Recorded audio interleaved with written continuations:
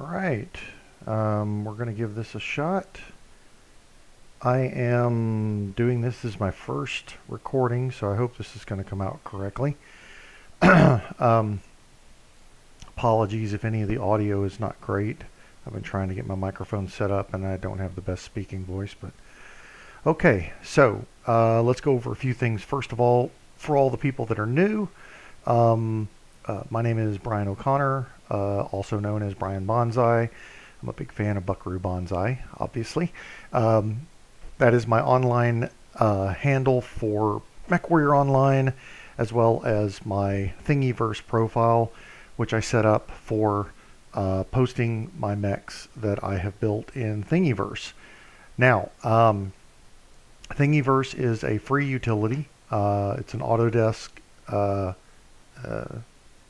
program called Meshmixer. Maybe I said the wrong word earlier. Okay, anyway, the name of the program is Meshmixer, and it's free. And I can provide a link for a download for it. It's pretty straightforward. A friend of mine, Jason Dickerson, told me about this program back in January. Because it functions in a lot of ways similar to Photoshop, which I have a pretty extensive background in. I'd say I'm mid-level expert, not professional, but I know how to get around in there. He told me I should try this out and see how it does, and truthfully, it's been phenomenal. I've got quite a few other very high-end professional 3D programs, but I've yet to use them. I need to sit through some tutorials, but I actually watched about 3 tutorials on Meshmixer online, and jumped in and had a mech created in the first couple of hours. So it's really that simple. It just comes down to your patience and your artistic ability. And that's what I'm doing this for, is to help spread this so that other people can learn how to do this themselves. And also how you can, take other creations that you can get and maybe modify them if you want. I know I get a lot of requests for doing things like customizing weapons loadout or changing poses and things like that. So right now, this is my latest creation, which I just posted yesterday. It's an 8M Archer, and if you can see here in the program, you can see all the way around it and how I've taken a stock MechWarrior Online Archer and I started modifying it so that it looked like the 8M, which personally is my favorite version of the Archer. So the idea here is to go in and manipulate this and adjust it. So I see an error right now where I need to correct. So let me go ahead and show you a simple thing that you can do. This is something I did not know about when I first started, and it's one of the best time-saving things you can ever have.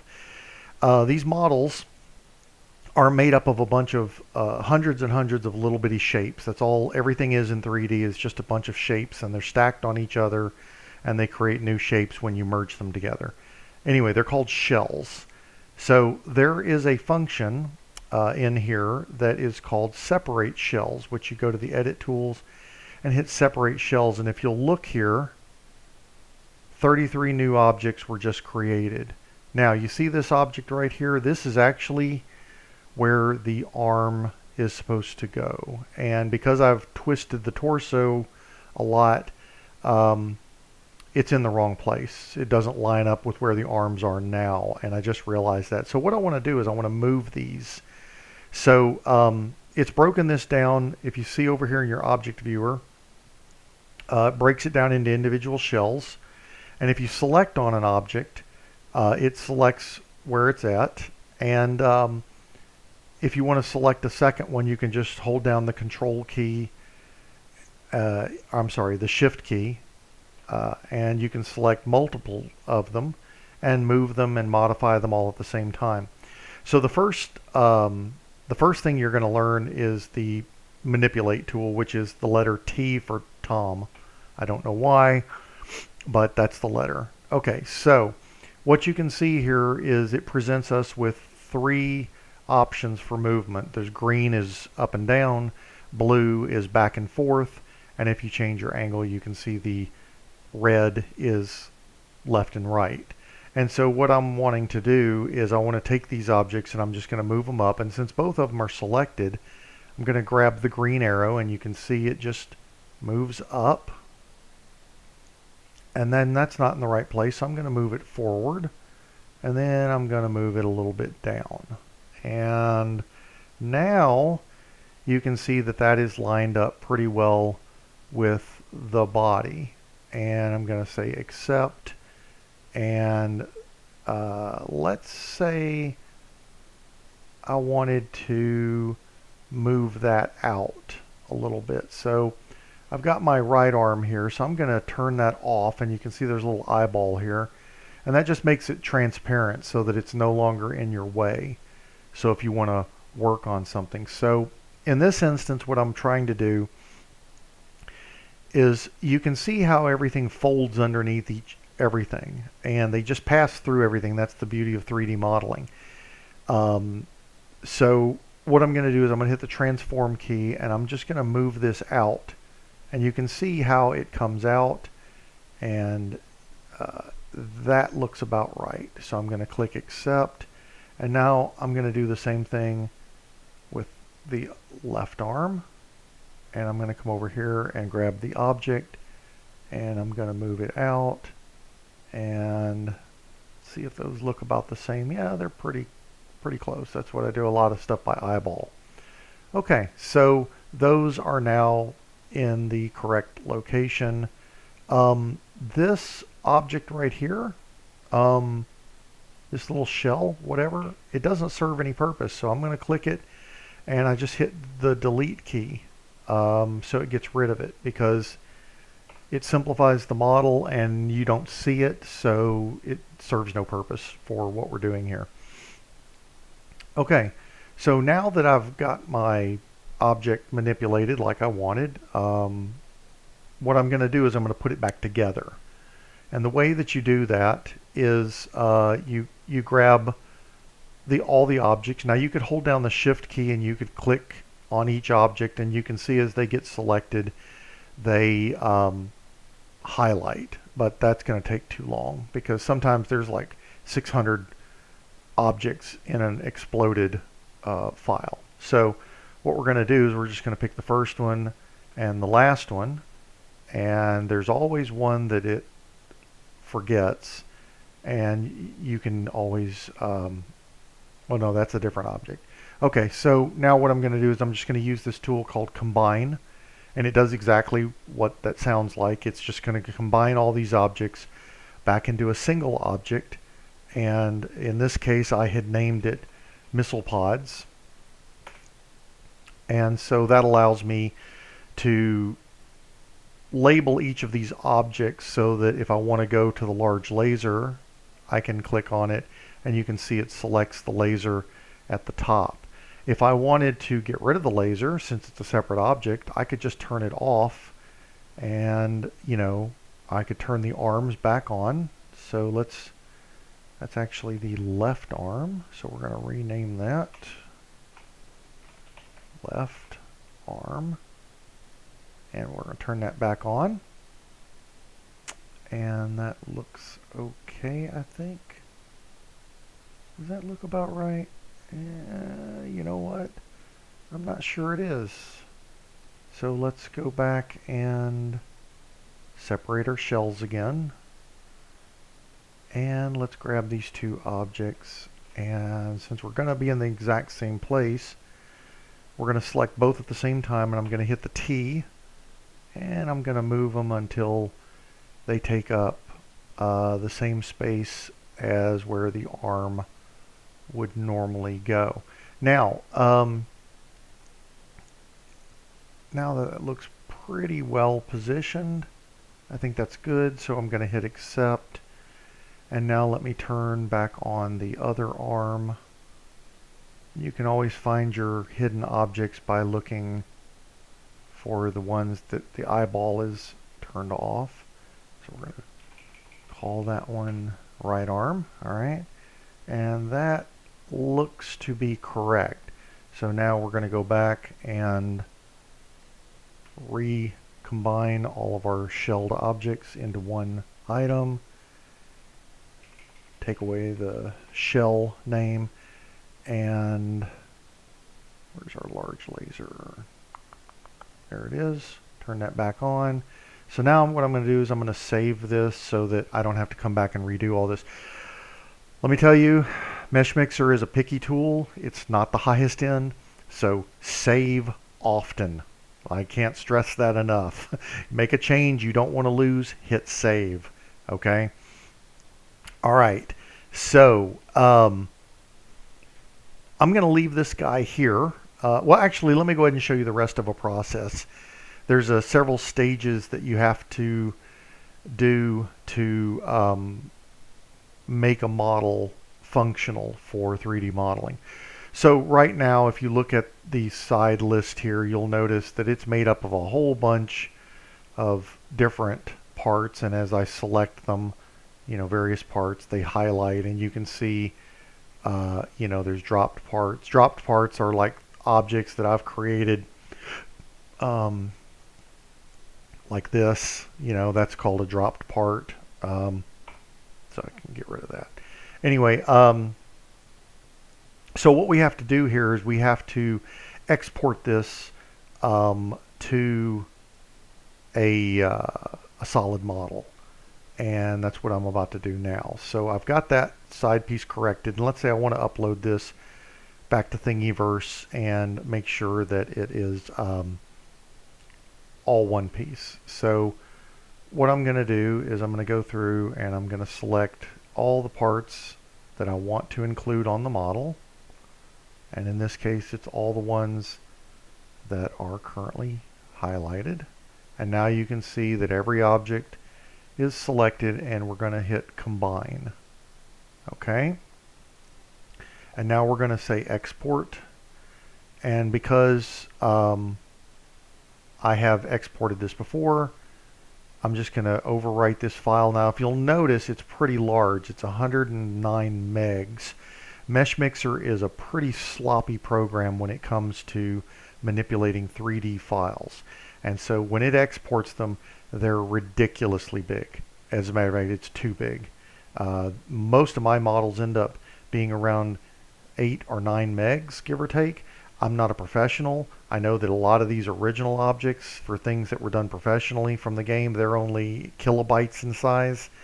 You know, so clearly my stuff is not at professional level, but it doesn't matter for 3D printing because you still get the same figure. Doesn't matter. The other stuff is more optimized for like including in a game. You don't want huge files. You've got to have them as small as possible. But in this case, we're going to overwrite this file. And so we're going to say continue. Take a moment. And we're going to let this finish exporting, which can take a moment.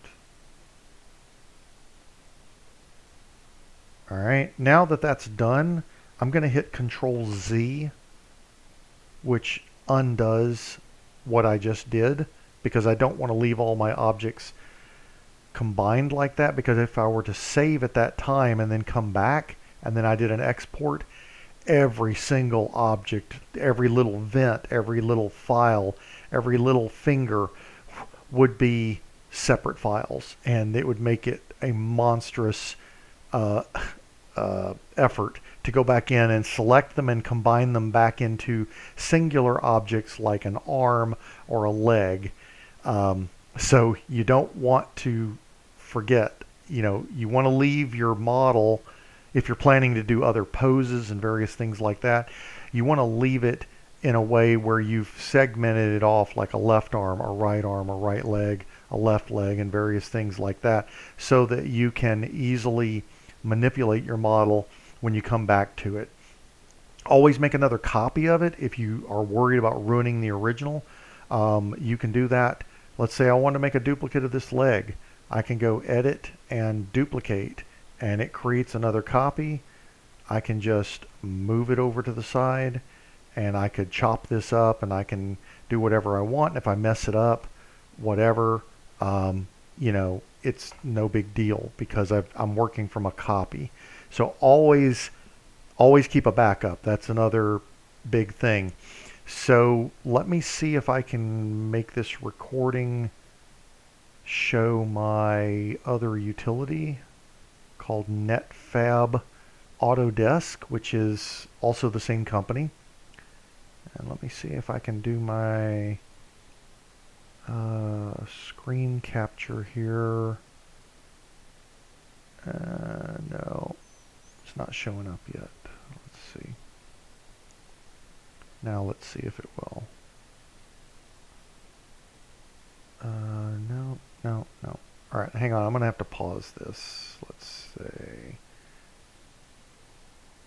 All right, are we back to recording? Yeah, okay, looks like it. All right, so I mentioned that the file as it is out of Meshmixer is going to be ridiculously big. So what we're going to do now is we're going to add a part, and we're going to come back in here and we're going to grab our 109 meg file, and we're going to bring it into this program, which is also a 3D creating program. So you could work from this. I've never learned how to do this one as far as full modeling, but I know Strato uses this to create his objects. So yeah, maybe someday I'll get around to this one.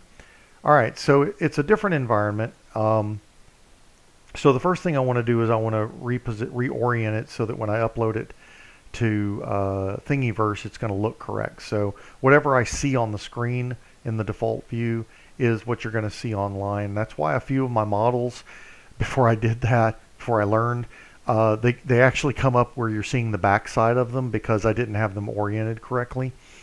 But that's what this does. So I've just grabbed, you know, the horizontal axis and I've just dragged it around to the angle that I want. Okay, so what we're going to do here is we're just going to run a repair script, and it's called prepare and then run repair script, and it's extended repairs. Now what this is doing, this is plugging all the holes. This is combining all the objects into one solid object.